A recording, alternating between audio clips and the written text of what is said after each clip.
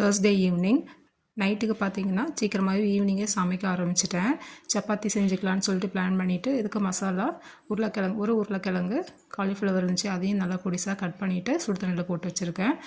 மசாலா செய்கிறதுக்கு பார்த்திங்கன்னா கொஞ்சமாக எண்ணெய் விட்டு சோம்பு ஜீரகம் தாளித்து விட்டு ஒரு வெங்காயம் 2 தக்காளி இடித்து இஞ்சி பூண்டு பேஸ்ட்டு சேர்த்துட்டு நல்லா வதங்கினதுக்கப்புறம் 2 பச்சை மிளகாய் சேர்த்துட்டு கட் பண்ணி வச்சுருக்க காயும் சேர்த்துக்கலாம். நல்லா மிக்ஸ் பண்ணி விட்டுட்டு மசாலா சேர்த்துட்டு கொஞ்சமாக தண்ணி விட்டு வேக வச்சுக்கலாம். நல்லா மசாலா வந்துட்டு நல்லா ஒன்று சேர்ந்து நல்லா காயோட வெந்து வந்ததுக்கப்புறம் கொத்தமல்லி இலை தூவிட்டு ஸ்டவ் ஆஃப் பண்ணிக்கலாம். நான் வந்து சப்பாத்தி தான் பண்ணலான்னு பிளான் பண்ணியிருந்தேன். வீட்டில் பார்த்திங்கன்னா ஹஸ்பண்ட் வந்துட்டு ஃபுல்கா வேணும்னு சொன்னதுனால ஃபுல்காவே செஞ்சுட்டேன். நம்ம ஃபுல்காவுக்கு பார்த்திங்கன்னா எப்பயும் சப்பாத்தி பிசைகிற மாதிரியே மாவு பிசைஞ்சிட்டு கொஞ்சம் சின்ன சைஸாக மாவு எடுத்துகிட்டு நல்லா உருட்டிட்டு தோசைக்கல்லை 2 பக்கமும் திருப்பி போட்டுட்டு இந்த மாதிரி டேரெக்டாக நம்ம அடுப்பில் போட்டு சுட்டு எடுத்தோம்னா நல்லா உப்பி வரும் புஸ் புஸ்ஸுன்னு.